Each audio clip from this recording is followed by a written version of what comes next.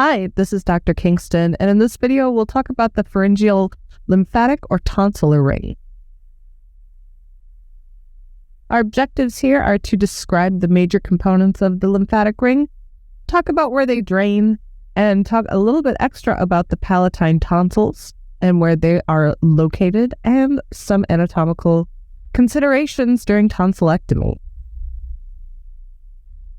The pharyngeal lymphatic ring, which is also called the pharyngeal tonsillar ring or Waldeyer's ring if you're into eponyms, is an arrangement of lymphoid tissue that is associated with the mucosa of the pharynx. These tissues cluster in discrete patches, or tonsils as we call them, that form an incomplete ring around the entrance of the nasopharynx and the oropharynx. In the nasopharynx, we have a single pharyngeal tonsil, or what you probably know as an adenoid, that sits at the superior edge of the ring. And then there are two tubal tonsils that are associated with the pharyngotympanic tubes on either side. In the oropharynx, palatine tonsils sit inferior to the palate, one on each side, between the palatoglossal and palatopharyngeal folds. And then the lingual tonsil covers the posterior third of the tongue. Now, remember, lymphoid tissue is where immune cells are born and housed, so having a ring of this around the entrance of the airway is a great idea. It means that you can catch microbes and pathogens right as they come in. The bad news is, though, is that all of these tonsils tend to shrink with age, and they're really most effective when you're very small. So as you get older, they become less and less important, which is why surgical interventions to remove some of them are so common. Because these are lymphatic structures, they're connected to the lymphatic drainage system of nodes and ducts.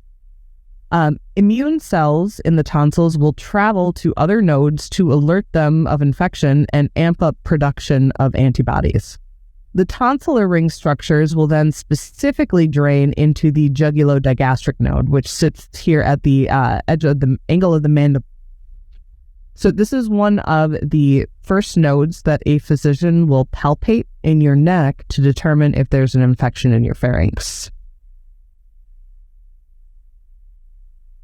The pharyngeal tonsil, or the adenoid, sits at the superior border of the nasopharynx, and it gets its blood supply from the ascending pharyngeal artery. In the individual that's pictured here, the adenoid looks quite small, but like I mentioned earlier, most of our donors are pretty advanced in age, and these tend to shrink. All right, so we don't see just too much tonsillar tissue here. In children especially, though, the adenoids are much larger. So if you look down at this illustration here, we can see an adenoid would be sitting right about there. The nasopharynx in children is also relatively longer and narrower. And the combination of these two things can unfortunately mean that the adenoids impinge on the upper airways and restrict airflow through them. So because of that, they are often surgically removed in a procedure called an adenoidectomy, which is also done along with a tonsillectomy or removal of the palatine tonsils. And speaking of those palatine tonsils, we can find them easily in the oropharynx by looking directly between the palatoglossal arch and the palatopharyngeal arch. Okay, so if we're looking on this picture here, here's our palatopharyngeal arch, here's our palatoglossal arch, and here is the palatine tonsil.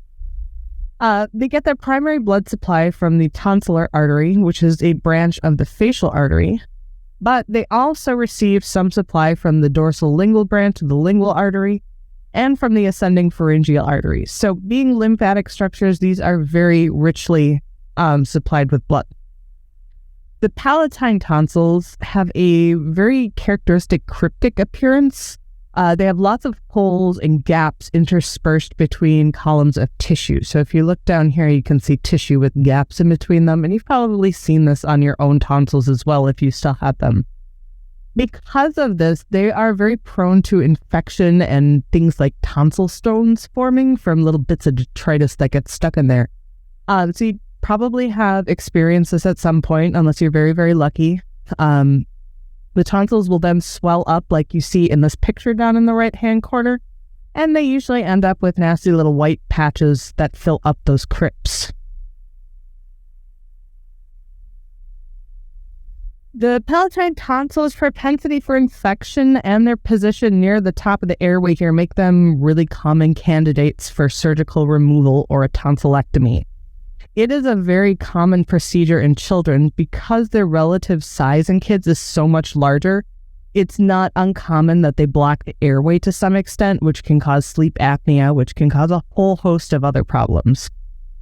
In a tonsillectomy, the palatine tonsils are excised from the tonsillar fossa between those palatoglossal and palatopharyngeal folds.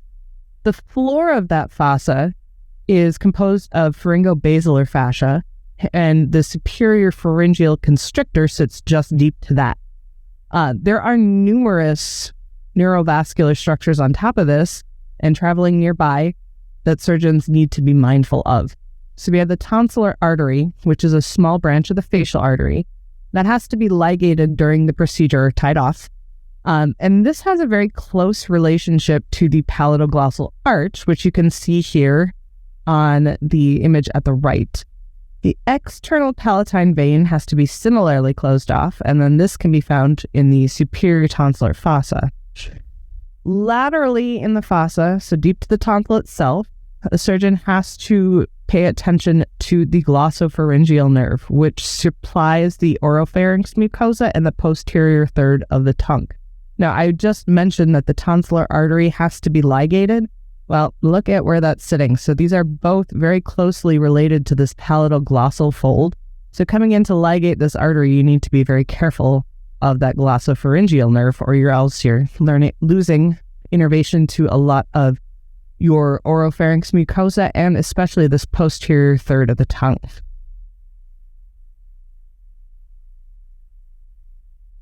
All right, the last tonsil that we'll look at here is the lingual tonsil. Tubal tonsils typically require some histology work to differentiate from the surrounding tissue. They're very small. The lingual tonsil, though, is very big, and it's what makes up the rugose patch on the posterior third of the tongue. All right, so we are looking right here. Here's the tongue. Here is our soft palate and uvula. Here is the epiglottis, and we are heading down into the larynx if we continue down here, and then down into the esophagus if we continue posteriorly. So from a posterior view here, you can see that this covers up pretty much the entire posterior surface of the tongue. It's made up of little nodules that produce that bumpy appearance, and it is going to receive its blood supply from the same tonsillar artery and dorsal lingual branch of the lingual artery that we saw for the palatine tonsil. That brings us to the end. That was a very quick trip through our lymphatic ring. So here is your review question. After a tonsillectomy, a patient experiences numbness on the right posterior third of their tongue extending into their throat. Which structure was likely injured during the procedure?